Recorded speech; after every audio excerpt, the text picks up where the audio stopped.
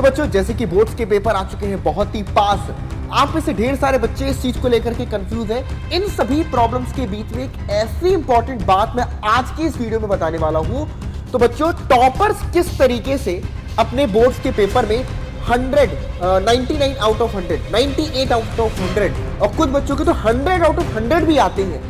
Hello everyone, कैसे हैं आप लोग। मैं हूं आपका मैथ्स एजुकेटर अक्षय अग्रवाल। स्वागत करता हूं आप सभी का आपके अपने YouTube channel learn and fun 11-12 पे। तो बच्चों जैसे कि बोर्ड्स के पेपर आ चुके हैं बहुत ही पास, आप में से ढेर सारे बच्चे इस चीज को लेकर के कंफ्यूज हैं कि सर मेरा पूरा सिलेबस कंप्लीट नहीं हो पाया है, कुछ चीजें हैं जो मुझे आती हैं, कुछ जो है नहीं आती हैं। इन सभी प्रॉब्लम्स के बीच में एक ऐसी इंपॉर्टेंट बात मैं आज की इस वीडियो में बताने वाला हूं जो उन बच्चों को भी बहुत हेल्प करने वाली है जिनका टारगेट है कि भाई उन्हें 95 प्लस मार्क्स अपने बोर्ड्स के पेपर में अचीव करने हैं, और जिन बच्चों को यह है कि भाई उनको अगर कोई चीज बहुत अच्छे से नहीं भी आती है, उनको अच्छे तरीके से पासिंग मार्क्स भी लेकर के आना है, तो आप बिना पूरा क्वेश्चन सॉल्व करे भी आपको मार्क्स मिल जाएंगे। यानी कि क्वेश्चन पेपर में अगर कोई क्वेश्चन आपको नहीं भी आता तब भी आपको उस क्वेश्चन में 0 मार्क्स नहीं मिलेंगे, उसमें आपको 1 नंबर, 2 नंबर, 3 नंबर तक आप बिना किसी क्वेश्चन के आते हुए भी ले सकते हैं। और जो बच्चे टॉप करने की सोच रहे हैं उनको चाहिए कि फुल मार्क्स। तो बच्चों टॉपर्स किस तरीके से अपने बोर्ड्स के पेपर में 99 आउट ऑफ 100, 98 आउट ऑफ 100 और कुछ बच्चों के तो 100 आउट ऑफ 100 भी आते हैं, ऐसा क्यों उनको किसी क्वेश्चन में फुल मार्क्स मिलते हैं, इस चीज के बारे में मैं आज की इस वीडियो में बताने वाला हूं। तो वीडियो बहुत इंपॉर्टेंट है, वीडियो को एंड तक देखना। छोटी वीडियो रहेगी लेकिन बहुत इंपॉर्टेंट इंफॉर्मेशन रहेगी, और वीडियो को एंड तक देखने के बाद अगर ये वीडियो तुम्हें पसंद आती है तो वीडियो को लाइक और शेयर जरूर से करना। तो सबसे पहले बच्चों बात करते हैं, जो भी मैं बात करने वाला हूं हवाई बातें नहीं है, सीबीएसई के जो मार्किंग स्कीम है उसके बेसिस पर बात करने वाला हूं, यानी कि विद प्रूफ बात करने वाले हैं। तो बच्चों आप सभी ने देखा कि सीबीएसई ने सैंपल पेपर अपने निकाले थे, ठीक है। तो 2022-23 के सैंपल पेपर पर अगर हम बात करें तो यहां पर आप जाकर के अपने सैंपल पेपर देख सकते हैं cbse.academic.in पर जाकर के, वहां पर आपको सभी सब्जेक्ट के सैंपल पेपर यहां पर मिल जाएंगे, ठीक है। तो जैसे कि मैं आज की क्लास में स्पेशली बात करने वाला हूं कि मैथ्स में कैसे आप आंसर में अच्छे या फुल मार्क्स गेन कर सकते हैं, तो आपको जाकर के मैथ्स का सैंपल पेपर ओपन करना है। तो जैसे कि मैंने ऑलरेडी यहां पर ओपन कर रखा है, तो ये है बच्चों सीबीएसई का ऑफिशियल 2022-23 का सैंपल पेपर जो कि आप यहां पर देख पा रहे हैं, ठीक है। अब इस सैंपल पेपर पर अगर मैं बात करूं, ध्यान से समझिएगा कि टोटल 5 सेक्शंस में डिवाइडेड है। पहला सेक्शन नंबर ए जिसमें 1 मार्क यानी कि एमसीक्यू क्वेश्चंस होंगे, उसके बाद सेक्शन बी में 2 मार्कर क्वेश्चन, सेक्शन सी में 3 मार्क्स के क्वेश्चन, सेक्शन डी में आपके पास अगर हम देखें तो 4 मार्क्स के आपके क्वेश्चंस रहेंगे, और सेक्शन ई में अगर मैं बात करूं तो केस स्टडी बेस्ड क्वेश्चन रहेंगे, ठीक है। तो बेसिकली सबसे पहली चीज ये समझते हैं कि ये जो हमारा सेक्शन नंबर ए है यानी कि मल्टीपल चॉइस क्वेश्चन वाला पार्ट, इसमें पहली बात तो बच्चे बहुत गलती करते हैं, अपना टाइम वेस्ट करते हैं पूरा सॉल्यूशन लिखने में, जबकि ऐसा बिल्कुल भी नहीं है। अगर आप ध्यान से देखें तो मल्टीपल चॉइस वाले क्वेश्चंस में आपको सिर्फ क्वेश्चन नंबर लिख करके आपको सिर्फ उसका आंसर लिखना है कि भाई ए बी सी डी में से कौन सा ऑप्शन करेक्ट है। तो पहले का सी, दूसरे का ए, तीसरे का बी, आपको सिर्फ आंसर्स लिखने हैं, आपको वहां पर हिंट या सॉल्यूशन पूरा लिखने की जरूरत नहीं है।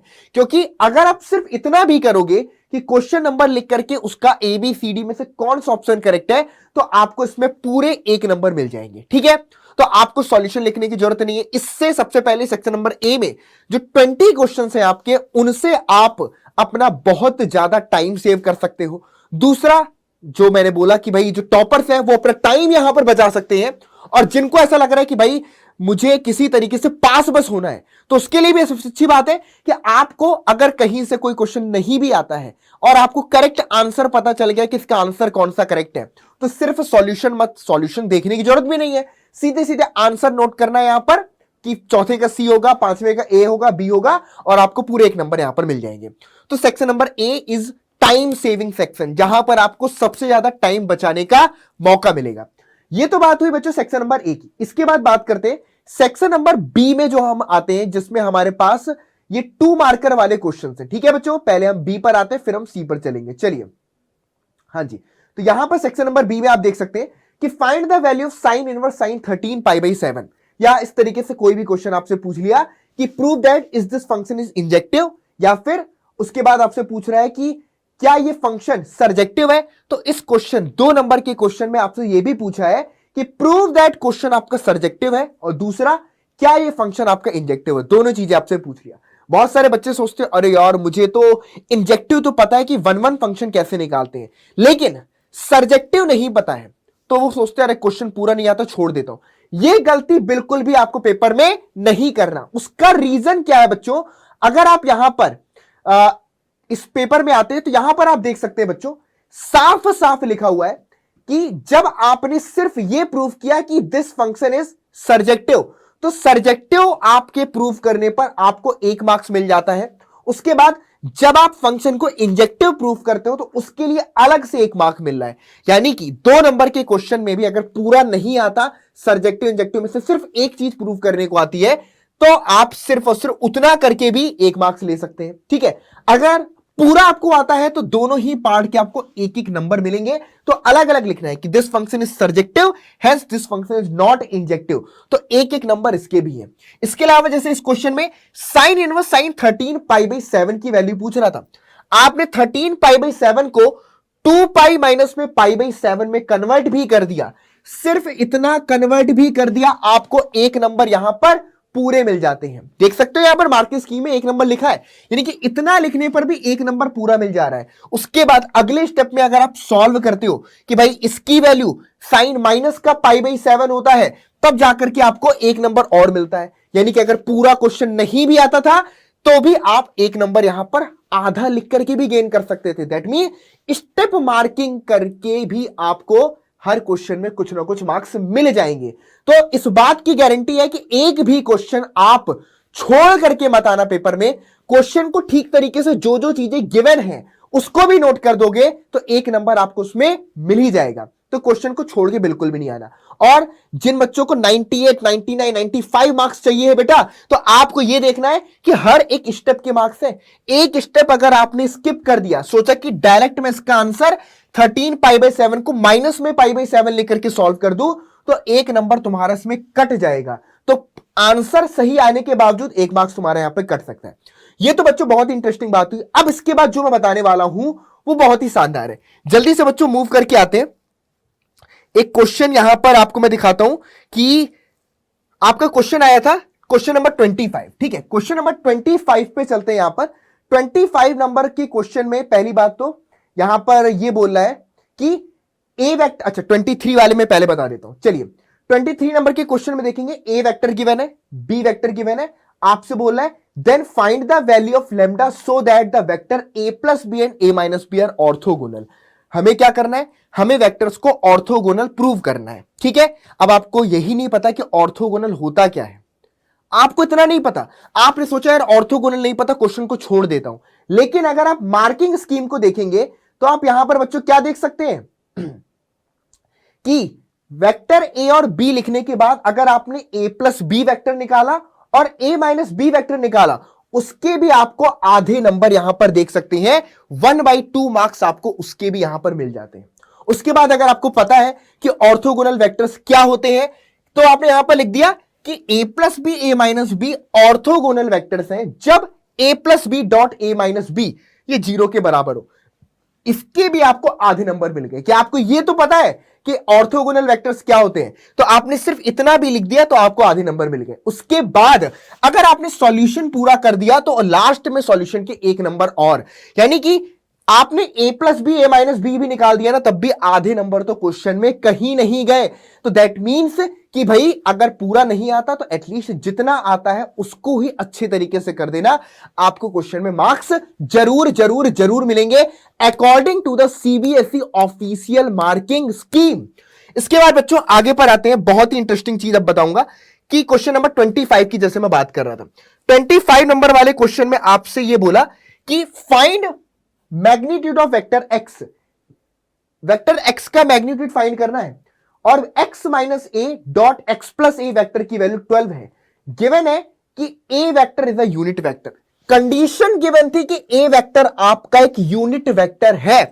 और अगर आप मार्किंग स्कीम को देखेंगे बच्चों तो यहां पर since A is a unit vector, आपको यही पता है कि यूनिट वेक्टर का मतलब क्या होता है यूनिट वेक्टर का मतलब होता है कि magnitude of vector a equal to 1। इतना ही लिख दिया, यानी कि जो गिवन कंडीशन थी उसको बस आपने एलेबोरेट कर दिया कि यूनिट वेक्टर ए की वैल्यू मैग्नीट्यूड जो 1 होता है इसके भी आधे नंबर मिल गए आपको। आपको आगे पर एक्स फाइंड करना नहीं भी आता है, लेकिन मैग्नीट्यूड आपको पता है कि यूनिट वेक्टर का 1 होता है, तो आपने ये लिख दिया।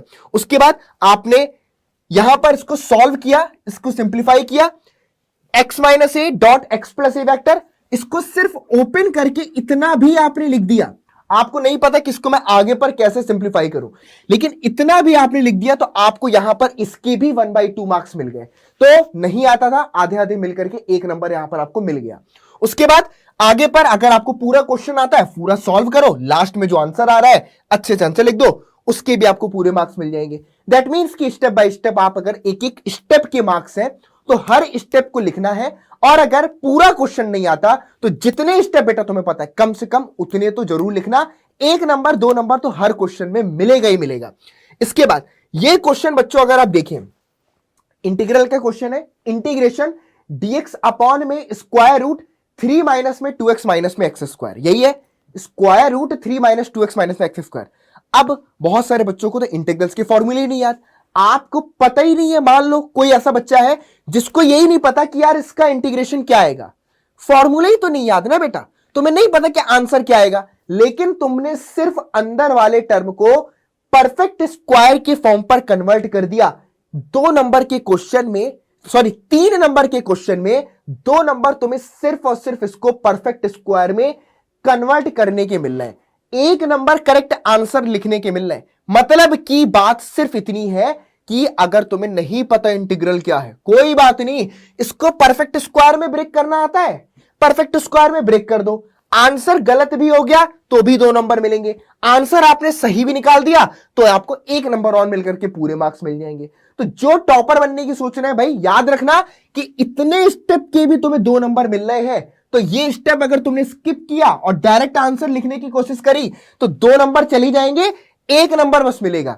तो कई बार ऐसा होता है कि आते हुए क्वेश्चन में 3 नंबर का क्वेश्चन था, आपने सही आंसर निकाला, उसमें आपको मिले 1 नंबर। अब आप कह रहे हो कि सर ये तो गलत हुआ। गलत इसलिए हुआ क्योंकि आपने एक स्टेप छोड़ दिया था, इसलिए पूरे नंबर नहीं मिले। तो अच्छे तरीके से स्टेप बाय स्टेप आंसर करना, और इसलिए ये बड़ा इंपॉर्टेंट है कि आप अपने प्रिपरेशन जो कर रहे हैं बोर्ड्स के पेपर की, सीबीएसई की ऑफिशियल मार्किंग स्कीम जो सैंपल पेपर का सॉल्यूशन है, उस सॉल्यूशन को बहुत अच्छे तरीके से डीपली एनालाइज करो। क्योंकि जब तुम इन चीजों पर डीपली फोकस करोगे, एक एक चीज देखोगे कि इस स्टेप कितने मार्क्स है, इस स्टेप कितने मार्क्स नहीं है, यहां पर इसमें मार्क्स मिलेगा, इसमें नहीं मिलेगा, अगर आप अच्छे तरीके से देखोगे तब एक एक लाइन पर तुम्हें आंसर मिलेगा, एक एक लाइन पर तुम्हें मार्क्स मिलेंगे, और तुम्हें यह भी पता चलेगा कि एक लाइन छोड़ने पर नुकसान कितना आने वाला है। तो यह मार्किंग स्कीम बेटा बहुत ज्यादा काम की है, जो कि तुम्हें बहुत अच्छे तरीके से देखना चाहिए। और इसी तरीके से तुम पूरे पेपर में अगर देखो तो यहां पर हर एक चीज देख सकते हो कि सिंपल सा, अगर आपको जैसे कि क्वेश्चन है कि सॉल्व दिस डिफरेंशियल इक्वेशन, आपने सिर्फ क्या किया बच्चों, हमने सिर्फ इसको रिड्यूस कर लिया dx अपॉन dy plus x upon y equal to y, सिर्फ इसको स्टैंडर्ड फॉर्म में रिड्यूस किया, 1 नंबर मिल गया, आधा नंबर मिल गया। आपने इंटीग्रेटिंग फैक्टर निकाल लिया e to the power p d y, आधा नंबर, 1 नंबर मिल गया। उसके बाद आपने सॉल्यूशन क्या होता है, फॉर्मूला क्या होता है, फॉर्मूला यहां पर पुट भी कर दिया, लिख बस दिया, उसके भी आपको यहां पर 1 नंबर मिल गए। लास्ट में जनरल सॉल्यूशन जो आया कि भाई ये सॉल्यूशन आया, आप सीधे लिख करके छोड़ के आ जाते हो, नहीं, आपको लिखना है कि ये निकल के आया which is the general solution, इसके भी आधे नंबर मिल रहे हैं। तो मतलब कि आप स्टेप बाय स्टेप हर चीज को करें। तो बस यही चीज मैं तुम्हें इस वीडियो में समझाना चाहता था कि कितना ज्यादा इंपॉर्टेंट है, और किस तरीके से ना आते हुए क्वेश्चंस में भी आपको कुछ ना कुछ मार्क्स मिल जाएंगे, और आते हुए क्वेश्चन में भी कुछ ना कुछ मार्क्स कट सकते हैं अगर आप स्टेप्स को स्किप करोगे। तो ये पूरा का पूरा बच्चों जो पीडीएफ का लिंक है, ये मैं आपको डिस्क्रिप्शन बॉक्स में पढ़वा दूंगा, तो जाकर के मार्किंग स्कीम बहुत अच्छे से देखना।